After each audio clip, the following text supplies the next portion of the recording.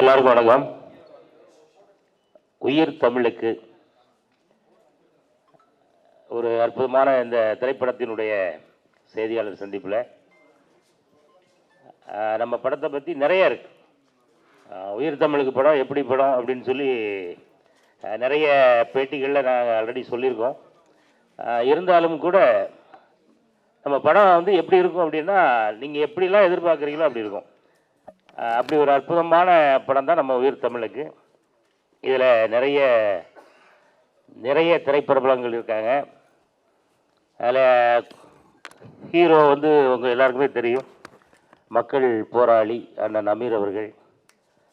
Heroine Chandni Sridharan அவர்கள். அப்புறம் கூடவே சேர்ந்து சுற்றுறதுக்குன்னே ஒரு கேரக்டர் இருப்பாங்கள்ல, அந்த மாதிரியான ஒரு 6 பேர். அந்த 6 பேரில் 2 பேருங்க இருக்கும், ஒரு 4 பேர் இல்லை. அப்புறம் அண்ணன் ராஜ்குமார் அண்ணன், கஞ்சா கருப்பண்ணன், ஆனந்தராஜ் அண்ணன், மகாநதி சங்கரண்ணன், இப்படி நிறைய பிரபலங்கள் படங்கள் இருந்தாலும் நீங்கள் எதிர்பார்க்கக்கூடிய அந்த விஷயம் நம்ம உயிர் தமிழுக்குள்ள 100% நிச்சயமாக இருக்குது. கண்டிப்பாக எல்லாரும் அதை தேட்டரில் வந்து பார்க்கணும். இப்போ அதை ஒட்டி நடக்கக்கூடிய இந்த நிகழ்ச்சியில் உங்கள் எல்லாரையும் சந்தித்ததில் ரொம்ப மகிழ்ச்சி. இப்போ நம்ம படத்தினுடைய ஒரு படம் உருவாகணும் அப்படின்னா அதுக்கு முக்கியமாக வந்து டப்பு வேணும்ல.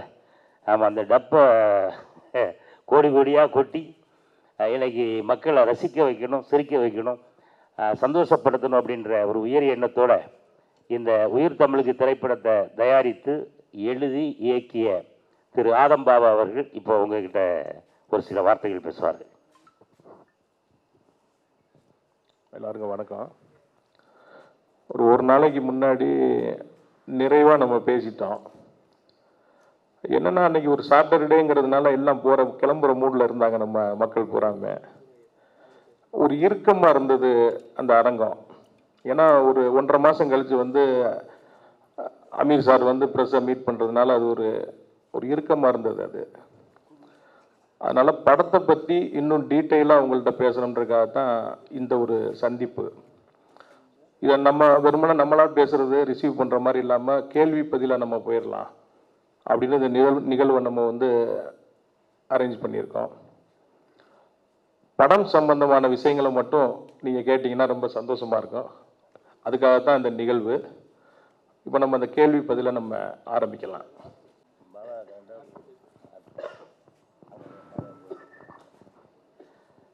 நம்ம உயிர் தமிழுக்கு இந்த பேரை நீங்கள் 2-3 வாட்டி திருப்பி சொல்லி பார்த்தீங்கன்னா அது அந்த உயிர் தமிழுக்கு எதுக்கு அப்படின்றது உங்களுக்கே ஒரு சில விஷயங்கள் புரியும். அப்படி புரியலைன்னா நீங்கள் நாளைக்கு உங்களுக்கு புரிஞ்சிடும். அதுலேயும் புரியாதவங்களுக்கு நாளை கழிச்சு கன்ஃபார்மாக புரிஞ்சிடும். உயிர் தமிழுக்குன்னு ஏன் பேர் வச்சோம் அப்படின்றதுக்கான அந்த உயிர் தமிழுக்கோடு சம்பந்தப்பட்ட ஹீரோயின் சாந்தினி ஸ்ரீதரன் அவர்கள். ஹாய், எல்லாருக்கும் என்னோட வணக்கம். நான் இப்போ வெயிட் பண்ணிகிட்டு இருக்கேன் நீங்கள் எல்லாருக்கும் அந்த மூவி எப்படி பிடிக்கும்னு. நாளைக்கு ப்ரெஸ் ஷோ இருக்குன்னு சொல்லியாச்சு. ஸோ இதுக்கு மேலே எனக்கு சொல்கிறதுக்கு எவ்வளோ இல்லை. உங்களுக்கு ஏதாவது கொஸ்டின்ஸ் இதுக்கப்புறம் இருக்குன்னா I would love to answer. But I'm very excited. இந்த மூவியில் இந்த டீம் ஃபுல்லாகவே எல்லாருக்கூடையும் ஒர்க் பண்ணதும் எல்லாமே ஒரு மெமரபிளான எக்ஸ்பீரியன்ஸ் தான் இருக்குது. ஸோ இதுக்கு மேலே எதுவும் சொல்றதுக்கும் இல்லை. எதுக்குன்னு எனக்கு பாலிடிக்ஸ் பற்றி அவ்வளோ தெரியல.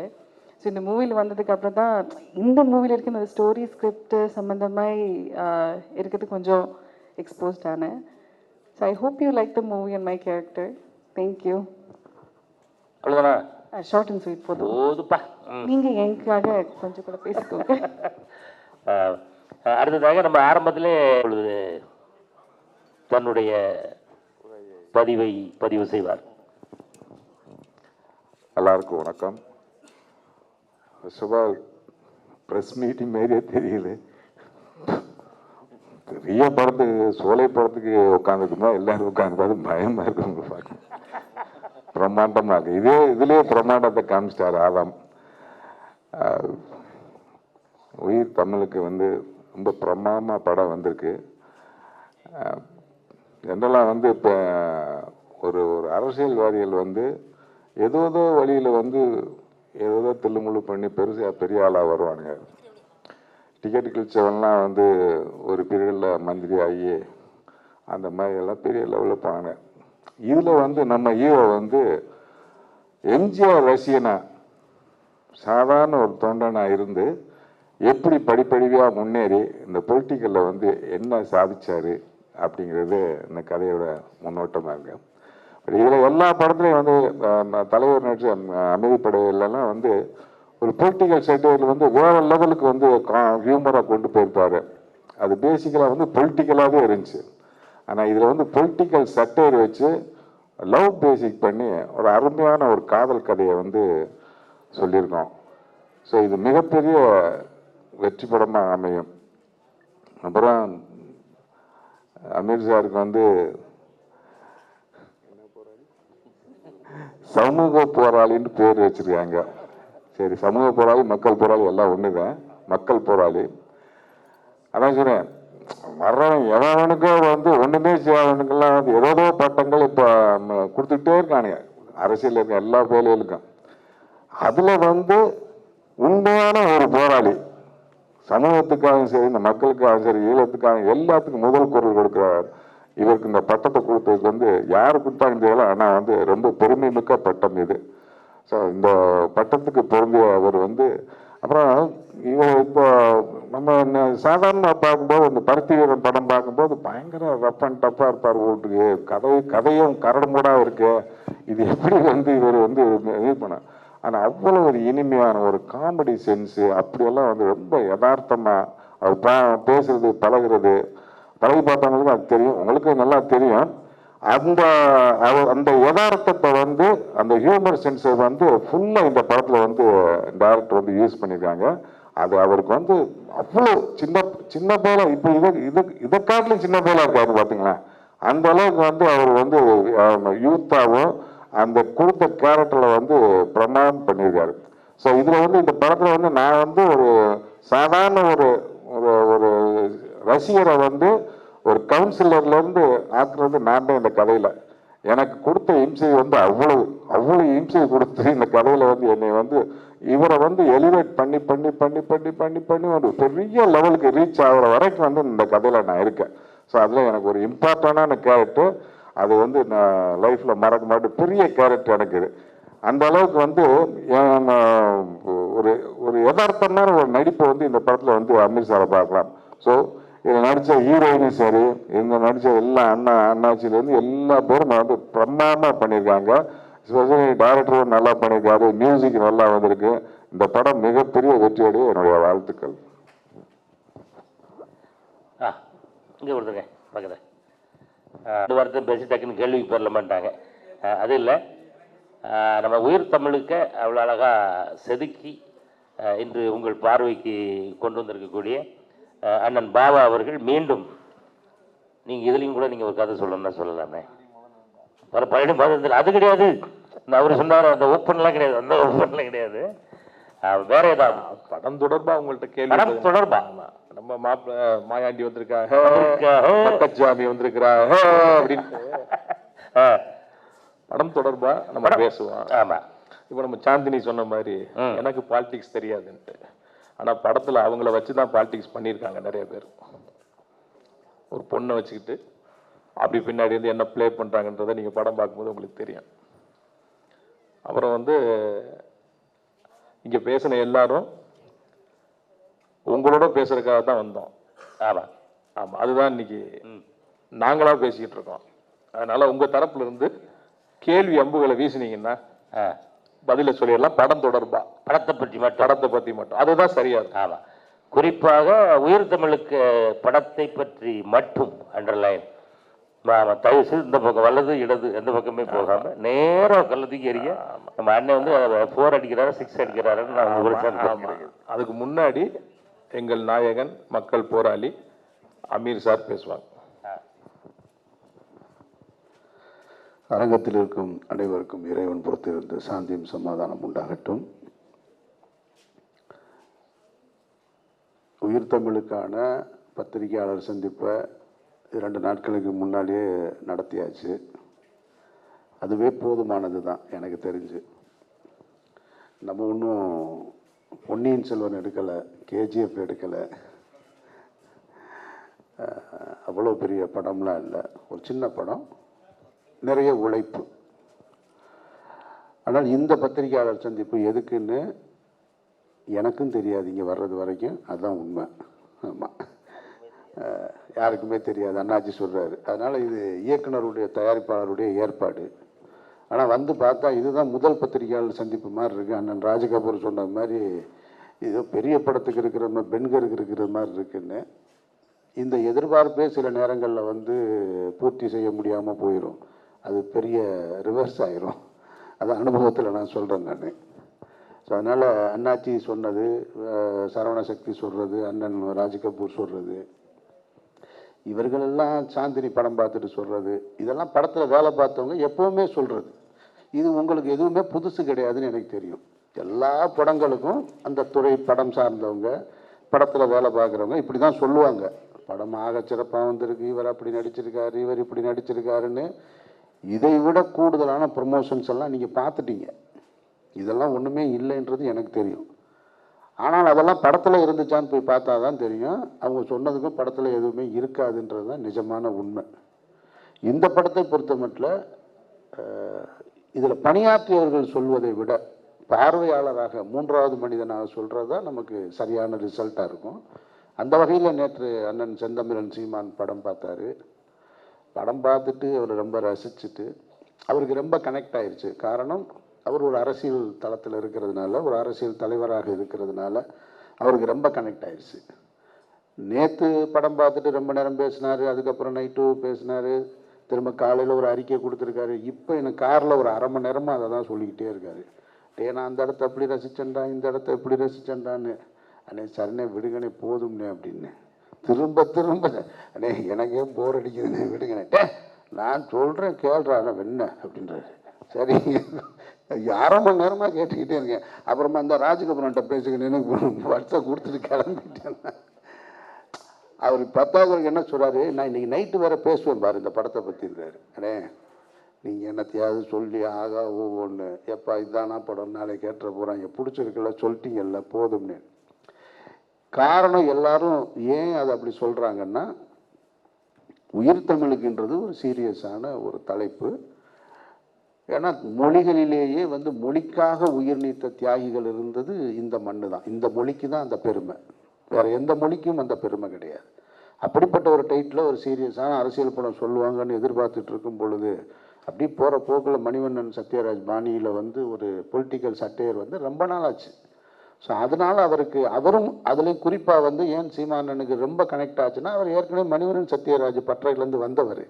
அதனால் எனக்கு அந்த ஃபீல் வந்துருச்சுடான்னு திரும்ப திரும்ப பேசிகிட்டு இருக்காரு. அதனால் உங்களுக்கு பத்திரிகையாளர்களுக்கு நாங்கள் கூடுதல் குறைவாக பாவாவோ அண்ணாச்சியோ சரவண சக்தியோ பேசியிருந்தா அழிச்சிருங்க. நான் இது உங்ககிட்ட ரெக்வஸ்ட்டாக வைக்கிறேன். நான் அழிச்சிட்டு நாளைக்கு காலையில் படம் பார்க்க போகும்போது ஒரு சின்ன படம் பார்க்க போகிறோன்னு பாருங்கள். உங்களுக்கு அது திருப்தி தந்ததுன்னா அதுதான் பெரிய படம். நீங்கள் பெரிய படம் பார்க்க போகிறோன்னு நினச்சி போயிட்டு இதுக்காக அம்பிட்டு பேச்சு பேசுகிறீங்க, ஏசி ரூமில் எங்களை கொண்டு வந்து உட்கார வச்சு ஒவ்வொரு அளவையும் அரை மணி நேரம் லேட்டாக வேறு வந்தீங்கன்னு தயவு செஞ்சு நினச்சிடாதீங்க. அப்புறம் இந்த பட்டத்தை ஒன்றை கொடுத்துட்டு நம்மளை போட்டு பாடாப்படுத்துகிறான் மக்கள் போராளின்னு.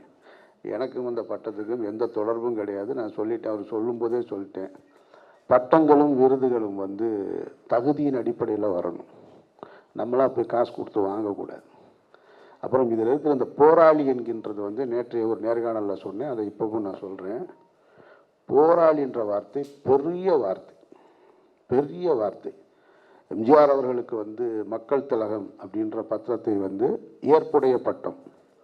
ஆனால் புரட்சி தலைவர் அப்படின்றது வெகுவாக ரசிக்கப்பட்ட பட்டம். ஆனால் ஏற்புடையதா அப்படின்னா அதில் ஒரு பெரிய கொஸ்டின் மார்க் இருக்குது.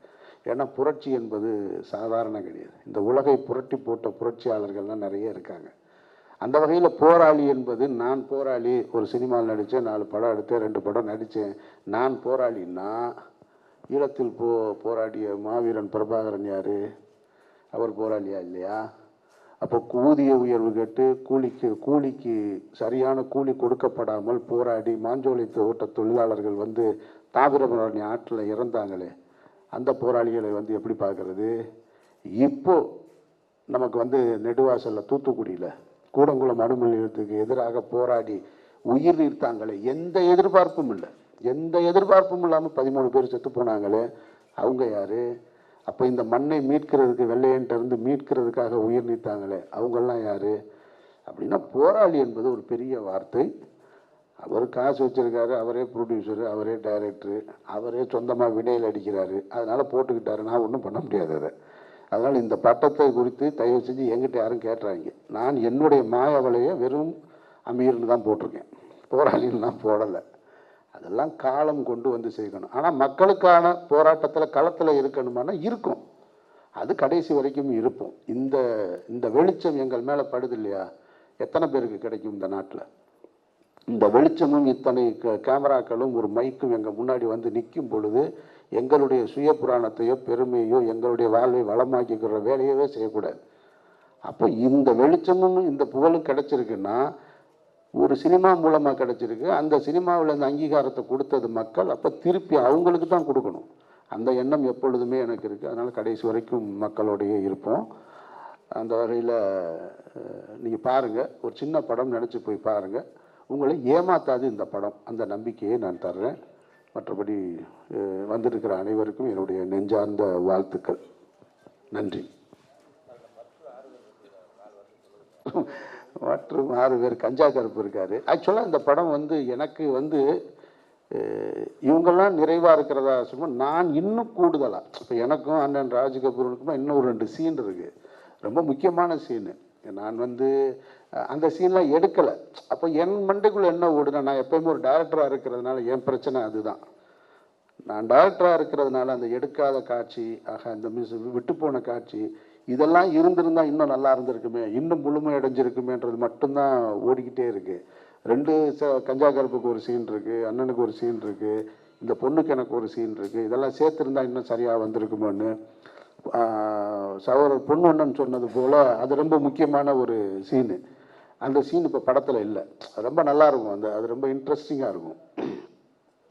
அண்ணாச்சி நாமினேஷன் பண்ண போகிற இடத்துல வந்து நான் நாமினேஷன் பண்ணிட்டு வரும்போது அவர் கேட்பார், பொன்வண்ணன் கேட்பார், இதெல்லாம் ஒரு பொழப்பாடா, கூடவே போனவனை வந்து ஏமாற்றிட்டு போய் நீ நாமினேஷன் பண்ணிட்டு வந்திருக்கியே அப்படின்னு சொன்ன உடனே, இது பேர் அரசியலா அப்படின்னோடனே நான் பதில் சொல்லுவேன், அரசியல் அடித்தளமே கூட இருக்கவனை ஏமாத்துறது தான், முதல்ல அதை புரிஞ்சுக்குங்க நீங்கள் அப்படிமே. இன்னும் நீங்கள் காமராஜன் கக்கன் காலத்திலே இருக்கீங்க போல இருக்குது, நடப்பு அரசியலுக்கு வாங்க அப்படின்ற ஒரு விஷயத்தை நான் சொல்லுவேன். சொன்ன உடனேயே அவர் அந்நியார் ஒருத்தங்க இருப்பாங்க, அவங்க சொல்லுவாங்க, ஏங்க உங்களுக்கு என்னங்க நம்ம வீட்டில் ஒரு கவுன்சிலர் வந்தால் என்னங்க அப்படின்னு. அவங்களுக்குள்ள ஒரு சின்ன சண்டை நடக்கும். சண்டை நடந்த உடனேயே எங்கிட்ட கேட்பாங்க, ஏன் பாண்டியா இந்த மாதிரி நீலாம் ஜெயிச்சிட்டின்னா, கவுன்சிலராக ஜெயிச்சிட்டின்னா இந்த ரேஷன் கரெக்டாக போட சொல்லுப்பா, ஒன்றுமே போட மாட்டேன்றான், எப்போ போனாலும் இல்லைன்றானே, அண்ணி ஜெயிச்சதுக்கப்புறம் ரேஷன் வீடு தேடி வரும், நீங்கள் நாடே நம்மளோட தான், பேசாமல் வருங்க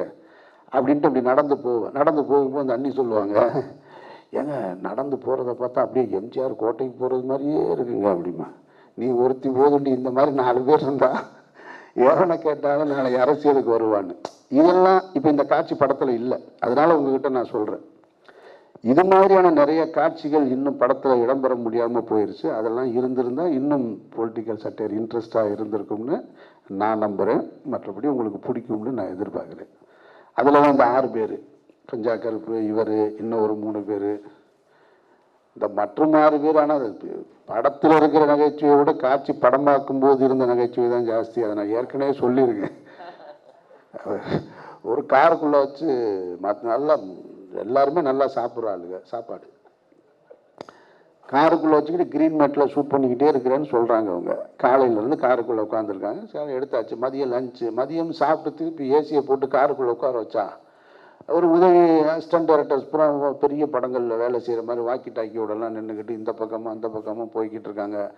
மானிட்டர்கிட்ட இருந்து டைரக்டரா ரெடியான்னு கேட்குறாரு. அவர் assistant director, sir ready sir, எல்லோரும் ஆர்டிஸ்ட் ரெடியாக இருக்காங்க சார், ரெடியாக. நான் ஃப்ரண்ட்டில் உட்காந்துருக்கேன் காரில், பின்னாடி 6 பேர். ரெடி ஆக்ஷன் அப்படின்னா யாருமே டைலாக் சொல்ல, ஏன்னா பூரா சாப்பிட்டு தூங்குறாங்க கார். நான் சொல்கிறேன், தூங்குறாங்க பின்னாடி தூங்குறாங்கன்னா கத்துறாங்க, என்னடா சாப்பிட்டு தூங்குறதுக்காக வந்தீங்கன்னு. இந்த மாதிரியான சம்பவங்கள் தான் நிறைய நடந்திருக்கு. அதைத்தான் சரவண சக்தி சொன்னார், சிரிச்சுக்கிட்டே இருந்தோன்னு. எனக்கு நடிகராக இருந்ததுனால எனக்கு ஒன்றும் பெரிய சுமை இல்லை. நான் டைரக்டராக இருந்தேன்னா டென்ஷனாக இருப்பேன்.